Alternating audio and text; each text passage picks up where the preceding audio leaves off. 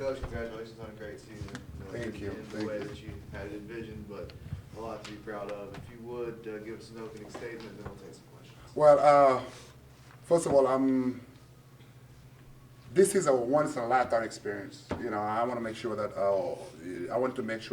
before the game and the days leading to this day, that all my players understood that. I mean, you see coaches that usually go their entire career, 30 years old, they never even get close to this point. Or players, good players who play high school, good program, they never get to this stage. So I want to make sure that my players understood the stage, and I want them to understand that what have they've accomplished, how proud I am of what they've done, and I got to be very honest. After losing 7 seniors, I never thought that we would have gotten this far. Not even this far, like not even win the conference. Because I knew we had a very young group. But for these guys here, led by this wonderful lady, my senior Sarah, for them to just, lift the shoot up and say we will do anything you ask us to do. Say just, it's as a coach. I'm extremely proud, and it makes me, even more want to lead more, teams and players to this stage again, Coach, you mentioned it right there, but just the style of the team that you had this year after graduating all that talent, you've seen really good players come through the program. You've said that this is not the most talented team, but one of your favorite teams. Can you still kind of reinforce that and just tell us how proud you are of this run? Well, yeah, clearly, talent sometimes doesn't translate to anything. I always say you give me hard workers and players with less talent, but we are very coachable. We're very to listen. I can really do something with it because what does it mean if you have talented players who are unwilling to listen, unwilling to work? Where are you going to go with that? We don't work magic here as coaches. We only ask for those players to trust us and to do what we ask them to do as much as well as possible. And for this group to say that, hey, we're not going to repeat the same mistake as last year. We're just going to be blue-collar workers. We're going to show up every day, every single day, every game, and we're going to play our heart out. As a coach, what else do you want? Even if we have not gotten to this point, and even with, they had won just the conference, I still would be proud. But so getting to this stage tells you how proud I am of them. And I told them in the locker room, there's no need to cry. Cry for what? We expected you guys to be about this, to get this, to reach the sky. So what are we going to cry about? They should be proud of themselves. We are proud of them. And I'm pretty sure my school, my athletic department, my administration, and the whole city, my community, I'm pretty sure they are very proud of these young ladies, and they should be. Sarah, for you as one of the lone seniors on the team, obviously you watched your sister's team. They were incredibly talented, had a lot of senior leaders. Last year, incredibly talented, had a lot of seniors, but this is the team that went the furthest. What do you think that says about your senior leadership, your senior group in this team? I really think it's all about teamwork. We're all very close with each other. It's all chemistry is a very important part of being a successful team, and I think we really accomplished that, especially after losing a bunch of seniors last year. It's important for us to all be close and believe in each other to get the job done.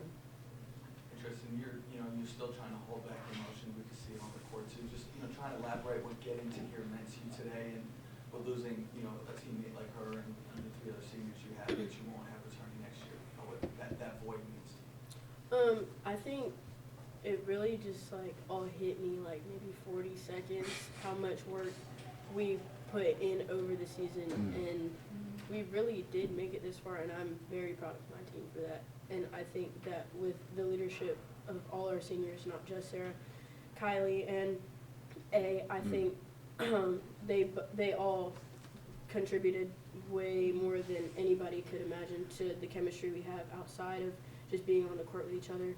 And I'm just glad that I have the support that I have with not just them, but everybody on the team after the loss. Coach, the Caitlin Jones girl, she's one of the best scorers in the state. Her handle's ridiculous.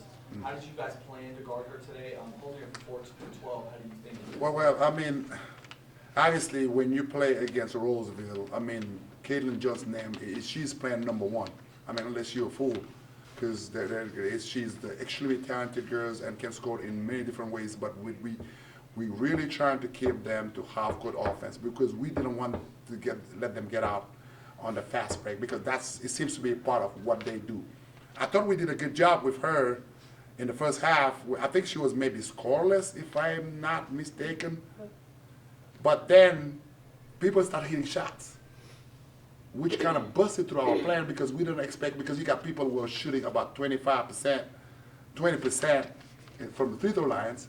They were 4 foot or 5 foot, 10, I think, 50%. So for a team, we're shooting like 20%. We didn't expect that, obviously, but again, it's basketball. There's no logic. I cannot explain what happened, but they just seems today that it was their day. I don't think, well, I went through a lot of video, a lot of their films, watch a lot of their films. I've never seen them shoot this well in a game. And it wasn't just coming from one person. It was coming from a different person. So clearly, we had to scramble and try to do something different, which kind of opened up the lane for Caitlin Jones. She was able to attack the ball. And I was also, especially in the third quarter, we had 7 turnovers. And all those turnovers were almost in the backcourt, leading to her, fast breaks, points, and stuff like that. So and stuff like we couldn't do. But again, we have a young team. That's why it's called a plan. If it works as well as we want it to work, we would not be here. We wouldn't be celebrating. I mean, that's why she's Caitlin Jones. Ultimately, athletes are going to be athletes no matter what you do. And she's a great player. You're in one of the unique positions that you've rarely been. Just looking at the minutes played today, a lot of these girls are going to be wearing the same uniform next year. What do you hope they take away from this stage in preparation for this summer and then obviously into next season? We are from a very small town, Wilmington. Basketball town, but the Charlotte area, it's loaded with talent and with competition. These girls, they compete every night and they compete against each other. So they're used to really high-level competition. So, I just explained to my girls that we have to learn from this loss. Not every loss is bad. Sometimes you can learn a lot from it. And one of them is today. We got to learn from those girls how they've gotten that good, some of them, and we got to get that from them. And we got to go back to work. And we would be foolish if we think that what we've done this year is enough. We have to, next year, I expect my girls to add something to the game. You got to get better. And you're not going to get better by just laying around, and you got to go out there as soon as next week. Whether you need some strength, speed, agility, whatever it is, shots. You got to get next week and start working on it. And I'm hoping that they will do. And they know that I'm really annoying. I'll be hunting them down, making sure that they're doing what they're supposed to do.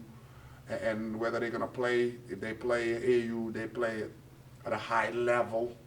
Because ultimately the goal is to get better. You want to play against better players, good players. That's how you get better. You don't want to play down. You're not going to get better like that. So that's what we're hoping. And, hopefully the young players will grow up too. And we'll be right back at it.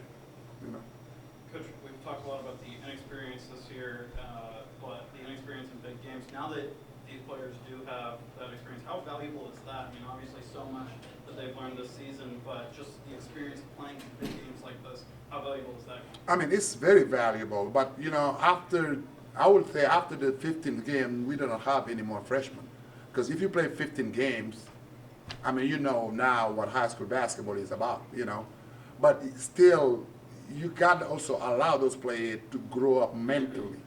Because middle school to high school it's a world of difference. It's very, very different. So you got to allow them to grow up. So we hope that they watch the game, especially we were here yesterday. We watched the team play. We were here earlier. We watched Hoggard play against Charlotte Catholic, and the way they shoot the ball, the way they attack the basket. We hope that they've seen those girls. They've learned, and that it's stuck in their brain that, hey, I'm going to go back. I got to be that girl next year. I have to be that girl. And those girls work to get there. They can be there, but you cannot get there laying around. So we hope that they can use this experience in the off season and going into next season. We hope so. What did it mean to the girls to be playing on this level of the stage?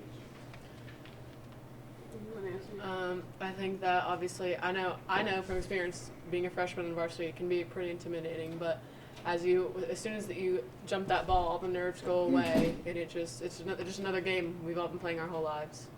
I can't lie. A couple of my teammates Yeah. before the game shaking me up, telling me it's just a game. But at the end of the day, to me, it's way bigger than just a game. He may say it's just a game, but he knows it's more than a game too, even though he wants to pretend. But like Sarah said, as soon as the ball touches my hands or the ball goes up in the air, it's basketball. You just got to play. Yeah. All right, guys, yeah, thanks for your time. Thank you. Thank you, guys. Thank you for making the trip here.